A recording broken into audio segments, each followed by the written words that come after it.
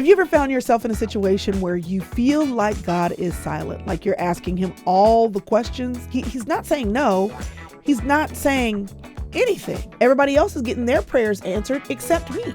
Everybody else is moving forward in their lives. It's just me. God has it out for me. Why do I have to be the poster child for suffering? There have been many times when I have felt that God has left me hanging out to dry. Woo, we'll cry.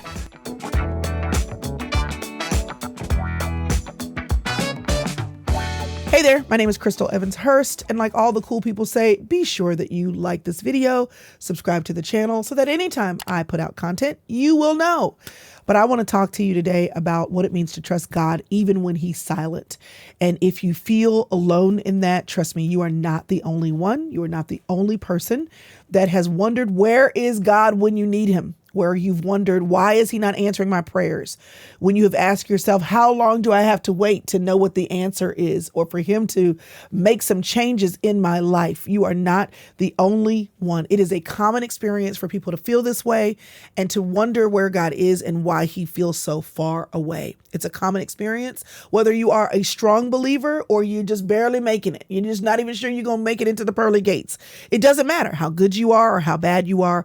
Everybody at some point in time in their life feels like, where are you, God? And I want to just normalize that, because one of the things that is the biggest problem is that when this is happening in your life, you'll feel like it's just me. Everybody else is getting along with God except me. Everybody else is getting their prayers answered except me. Everybody else is moving forward in their lives. It's just me. God has it out for me. And these are the things that we tell ourselves, which then send us down a bigger rabbit hole, because if it's just us, then what do we do to fix that? I want you to know that whether it's your health or your marriage or your money, whether it is your career, your emotions, your living circumstances, whether it is a dream that you've had that seems delayed, waiting is a part of living. And when we're waiting, sometimes God feels far, because we feel really good. You know what I'm saying? Like, we feel really good when he's answering our prayers and when things are going well and we feel like God must be on our side. But when things aren't going the way we want them to, especially when we're asking him to help us and we don't see anything moving, it's like, where is God? Why am I here by myself? Why is he not speaking into my circumstances like he's speaking into everybody else's? And then we do the comparison game. Well, if she got her prayer request answered, if God sent her a man, if he gave her the promotion, if this person has what I don't, and I've been asking God for it, what does his silence mean?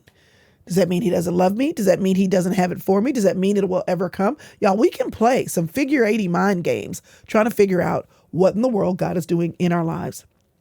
I know that there have been many times when I have felt that God has left me hanging out to dry. Lots of times, y'all.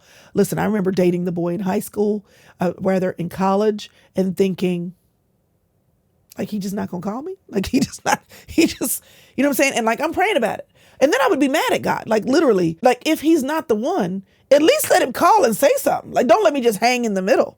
I remember going round and round in circles in my career, in my 20s, feeling like surely I didn't go to college to come out and have a job that I hate, and then have another job that I don't hate, but it ain't going nowhere, and then have another job that's working me like I'm a Hebrew slave. Like, surely there's more to it than this. And God, can you give me passion? Can you give me a vision for my life? I know I'm not the only one. I know I'm not the only one that has seen myself in my 30s raising kids and thinking, okay, there are some things I'd like to do that seem like they're on the back burner, but I don't have any money. I don't have any time. I don't have the support that I would need to have in order to get these things off the ground. But I'm trying to be faithful, like take care of my family, like serve my husband, take care of my children. But my dreams are on the back burner. Y'all, every year when it was time for a new school year or I started a new school, I'd be so excited because I'd be like, this year is going to be different. I say that every time a new calendar year rolls up to. This year is my year. And this is the time where I get my planner so I can start planning for what I'm going to do in the year to come. And I want you to do that too. Y'all, the Full Circle Planner, they are available for pre-order, and I want you to go get yours now while you can choose the color and make sure that you can get yours before they run out. TheSisterCircle.com/planner, because it's that time where we get to decide who we're going to be. Come on and join me, y'all. Listen, I have not been in every situation in life, not by a long shot, but I've been in more than my fair share. And I know what it is like to feel like you are doing your part and God is nowhere to be found. That, however, is not the measure of whether or not he loves you, he cares for you, or if he's at work on your behalf, doing something you cannot see. The most recent thing where I felt like God was truly silent is, of course, my own grief journey, praying for my mom with my family, with our church, with a global community, and seeing that while God did some amazing things to let us know that he was there, like literally 2 days after a hospital visit, she was able to be with us at church for the celebration of the release of my dad's study Bible and commentary. She was in the room for that church anniversary celebration. I mean, like the timing of that was just impeccable. So it was like God showed up, but he didn't answer the prayer that we had, which was to heal her. So in that season, you're praying and you're like, God is not answering. And then you're grieving and you're like, you didn't answer our prayers. I know many of us, whether it's grieving the loss of a person's life or grieving a dream or grieving a relationship, in that empty space, in that pain, God can feel so distant. But I want you to think of this. You are not the only person that's ever felt that way. And your current silence that you're experiencing from God is not a measure of whether or not he's at work in your life. So if you want to think about the story of Job, Job is a whole book. It's a long book. It's a lot of poetry. It's one of the poetic books in the Bible. But the overarching journey is this. He's got a good life. Satan goes to God and says, listen, if you don't give him a good life, he's not going to serve you. And God says, sure, test him and see. Try him out.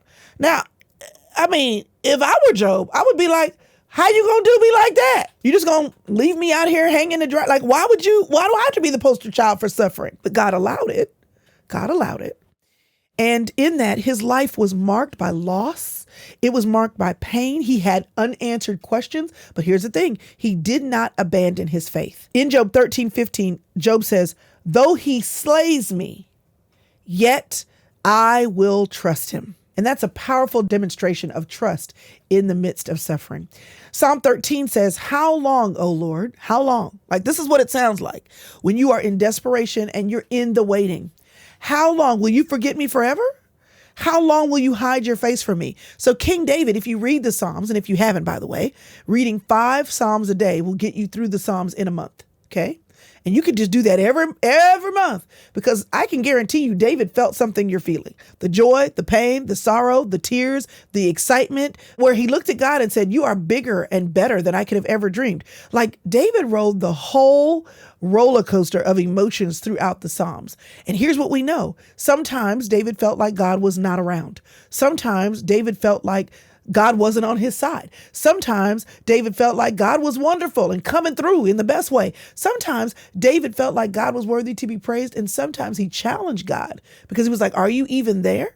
But he rode the roller coaster. Here's the key thing about the Psalms. He kept coming to God. And this is what the enemy would want you to stop doing. He wants you, because you feel like God is silent, for you to stop going. He's like, well, he's not doing anything, so why bother ask? You're not sure he's hearing you, so don't waste your time on your knees.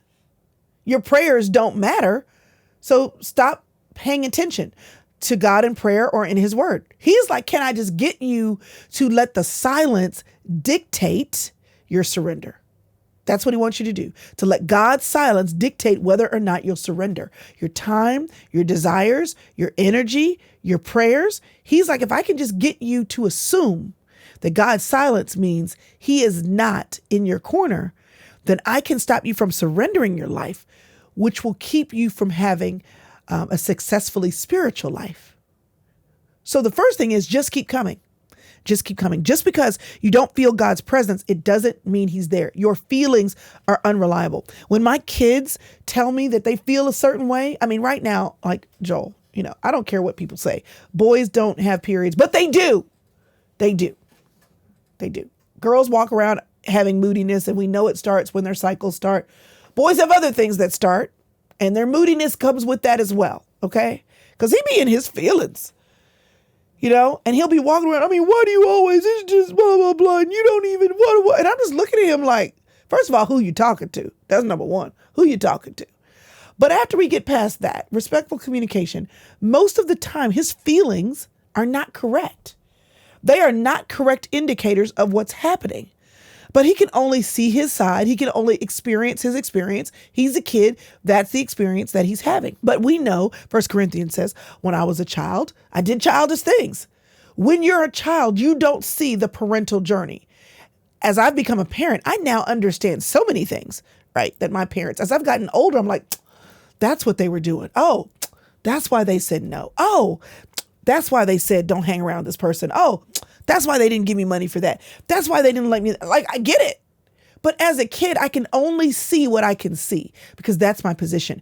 What you may perceive as God's silence may be because of your position. There are certain things you cannot see until you've lived a little longer, experienced a little more of him, walked a little longer or deeper in your faith journey. And you have to accept sometimes that your feelings are because you're a kid. Certain things you just can't see. Your trust involves deciding to keep coming to God because you trust his character and you trust his promises, even when you can't see his action. How do you know his character? That means you have to read his word. What does that mean that you're going to read his word? You got to keep coming. Like you just keep a Bible on your nightstand, or when you pick up your phone, you say, I'm not going to touch social media until I crack open the U version. You've got to say, I'm going to keep coming to remind myself of who he is and who he has been to people throughout centuries. That's why reading the Psalms is so important. David went through all the emotions because he said, I'm just going to keep coming. You just got to keep coming and trust that your feelings don't tell the whole story. Trust in God despite your feelings because you choose to believe. That's faith. You choose to believe that he's present, even if you can't see him, even if you can't feel him, and even if you don't see his hand. Isaiah 55:8-9 says, for my thoughts are not your thoughts. My ways are not your ways. That means the way you want him to solve it is rarely the way he's going to solve it. He will rarely do things the way you think they're supposed to be done. There's a lot of reasons for that. But one of the reasons why is because he is after, here it is, this part we don't like. He is after his own glory. Now, you get the runoff of that. And when he's after his own glory, he's always been about man's good. He created the earth. He said, this is good, this is good, this is good. He created man. He said, this is very good. He put man, very good man and woman in the garden, in the good garden. He took care of everything. But when he said it, he said, let's make man in our image. It was about him. And then he said, now I'm going to let them enjoy this because I did something for me. And often what we see is what works for us, and we can't see what would actually bring him glory. So he goes through all of these figure eights and all these behind the scenes and all these things, because when he finally does it, then we're like, I wouldn't have been able to plan that if I tried. If you've ever seen God work in your life, you know that he will do things in a way that you could not have planned. You could not have seen coming. I've had this happen in my life enough time. Now I have to remind myself, this is why it's so important to write it down. When God answers your prayer request, when he comes through, you have to remind yourself about the times when he answered. You say, well, this time he may be working on it a different way, and he might be taking a little bit longer than I would like, but look at what he's done in the past. Research shows that about 70% of people who say that they believe in God feel times of spiritual dryness or distance from God. In fact, the Journal of Psychology and Christianity in 2014 made this statement: spiritual dryness is a common struggle, but with persistence, people often experience deeper intimacy with God. When you keep going with life and you look back, you can see his hand. The key is to just keep going. This is what I tell my children when they are flunking a class, when they are struggling with friendships, when they are not sure what they want to do in their life, when they get in trouble and they're like, I'm never going to be able to, when they have these moments. The key to life, y'all, one of the keys is just keep going. Just keep going. This is why encouragement from having a solid sister circle, having people speaking into your life, going to a good church, doing a Bible study, yes, reading books, having good friends, like putting yourself in a situation where the encouragement and the buffering stays up. Like, this is why there's an inner circle. Because I've had women in fact, I had an email I got this weekend from a girl who said, you asked me about the planner and I filled out the survey, but I wanted to send you an email. Because yes, the Sister Circle, the Full Circle Planner is a great tool, but I want you to know I've been listening to you for years. And she started recounting when you said this is what happened in my life. When you gave this talk, this is what I was dealing with. When you gave this is what, and so now you've given me this tool so that I can pay attention to my life, so I can see what the Lord is doing in my life and kind of get my attitude right about what I need to be doing to make sure I'm focusing on what matters in my life. She said, I'm finally getting things done because I'm holding myself accountable for doing it. And she went through all of these things and she told me how I have over the years encouraged her. Because I'm lying if I've never said, I just quit. In fact, the team has heard me say it a couple times. Y'all have heard me say it. I'm going to burn the whole thing down. I'm going to do it. And then someone will send me an email like that and they'll say, let me tell you how this has changed my life. It's time to make your mark. Every step creates your legacy. Worship, vision, authentic connection. The tools are here if you're ready.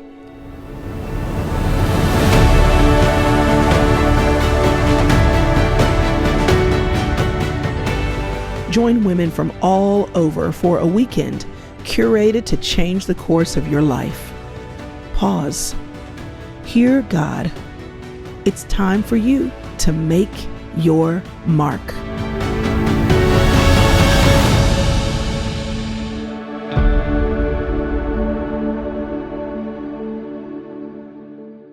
Let me tell you how I've gotten better here in marriage, or I'm a better parent, or I got a job, or I saved the money, or I got out of debt, just because on a Monday morning I kept showing up and you were here encouraging me. The key to life, y'all, is just keep going. And that applies to your spiritual dryness and God's silence too. Don't let his silence be the indicator that you should not keep coming. Don't let that tell you don't keep doing what you're supposed to do. I always tell my children, listen, if you're showing up, you're going to class, you're studying, you're doing your homework, don't let that bad grade throw you. Go to office hours, keep going, do the thing, keep going. Because if you just keep going, it'll work out. There was even 400 years of silence, right? When the Israelites were waiting on God, and he freed them. He freed them. They prospered while they were waiting, but he did not answer that request for 400 years. So the question you need to ask yourself is, while you're waiting, are you going to keep going to him and prosper while you wait? Stop waiting until the next season to decide to prosper. Prosper where you are right now. Get better where you are right now. Take the opportunities to grow where you are right now. Third thing, God's silence is usually a call to greater dependence. Okay, the first thing is you got to trust him even when you don't feel it. Your feelings don't determine whether or not he's there. You have to keep going. His silence should not determine whether or not you keep pursuing life and his guidance for your life.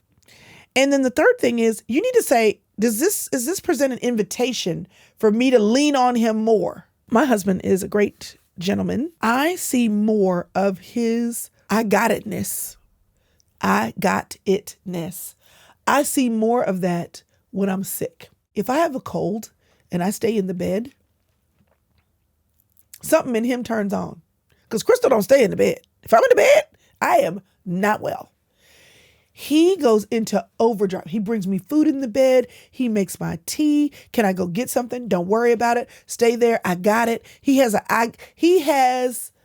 a whole nother level. But you want to know when I see that level? When I can't get out of bed.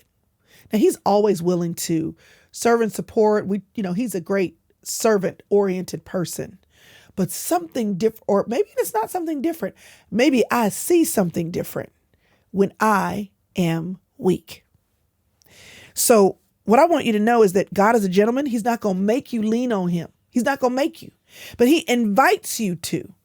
He invites you to ask for what you need so that it can be given. That's Matthew 7. For you to seek so that you can find. And sometimes when you feel like you are just on edge, You need to see that as an opportunity to lean, to get still, to get quiet, to get on your knees, to cry and say, I can't do it. I can't do it. Leaning allows you to see how strong he is. And maybe he's always showing up strong in your life, but you're so used to doing it all on your own and making it happen that when you're waiting on him and things aren't happening the way you think they should, you wear yourself out doing it on your own, when in reality, he's like, will you just lean on me? James says, if any of you ask wisdom, you can ask, and I will give you all you need generously, without any reproach, without making you feel bad. Like, just lean. So maybe God's silence and the time that he's taken to answer your problem is because it's an invitation to be more dependent. That it's not rejection, but it's an invitation for reliance. So I want you to embrace the opportunity to lean. I, made it through college as a single parent, and I spent a lot of time leaning on people who loved me, leaning on the Lord. I was just leaning. But going through that season of quiet when my oldest child's biological father was nowhere to be found, learning to lean in that season where I got a college scholarship and I'm trying to finish in 4 years, not going to the parties. I'm not having the same college experience everybody else is having. Learning to lean in that season and going through silence. The guy didn't come back. You know what I mean? Like it wasn't easy. Learning to lean produced a knowledge of God that I have grasped a hold of strongly this day. I learned some things about him in that season that I know without a shadow of a doubt now. It produces resilience and it produces a depth of respect for God's work in your life so that the next time he's silent, you're more willing to wait. You're more willing to lean. You're more willing to trust. And there is nothing better in this life than learning that when God is silent, he is at work on your behalf. You may not be able to see his hand, but you can trust his heart. So leaning looks like don't lean on your feelings. It looks like leaning on his character. Read his word. Leaning does not look like leaning on your own worry and concern. It looks like every time you feel anxious, getting on your knees and praying about it. It looks like looking for the opportunity to be still so that he can be strong. It looks for the opportunity for you to just accept that there's something he wants you to learn. Do everything you can and then let the rest go. Donnie McClurkin says, when you've done all you can do, you just stand. Because what we're doing, y'all, what we're doing here is walking by faith. That's what this is. And sometimes some of the things we want God to take away or move, he will never. 2 Corinthians 12, Paul talks about a thorn in his flesh. But if it produces multiple books of the Bible, he's after his glory. It will be for your good. And along the way, there may be some moments of silence. The question is, when those moments of silence come, are you going to lean in? Are you going to cry, seek, pray, ask, lean? Are you going to keep pursuing him? Draw nigh to God because he will draw nigh to you. You got to keep going. Romans 8:28. We know that in all things, God works for the good of those who love him and who have been called. So my encouragement to you this morning is for you to keep trusting. And that may look like stop trying to do it on your own, lean. That may look like speaking to your soul, encouraging your soul. David had to do that. Your feelings don't determine how you function. That looks like continuing to move towards him and to accept that sometimes silence is a part of the journey. My hope is that this talk has given you some encouragement to just keep going, keep praying, surround yourself with people who can hold your arms up, and that this has been like a little warm hug from me to you. I know what it's like to pray and wait when a loved one is not doing well. I know what it's like to pray and wait when your child is waiting on a diagnosis. I know what it's like to pray and wait when the money is getting funny and skinny in the bank. I know what it's like to pray and wait when you're waiting on the doctors to come back with a report. I know what it's like to pray and wait when you hate your job. I know what it's like to pray and wait when you are hoping that your marriage works out okay, or when you're sick of being alone and you want God to bring somebody. I know what that's like. I know what it's like to have a child who's not acting right. And you are like, what happened when I poured all this stuff into them? I know what all of that's like. But the answer is not for you to go away, to move away from the one who is the one who your help comes from. The answer is to move toward him, for you to keep coming even when he's silent.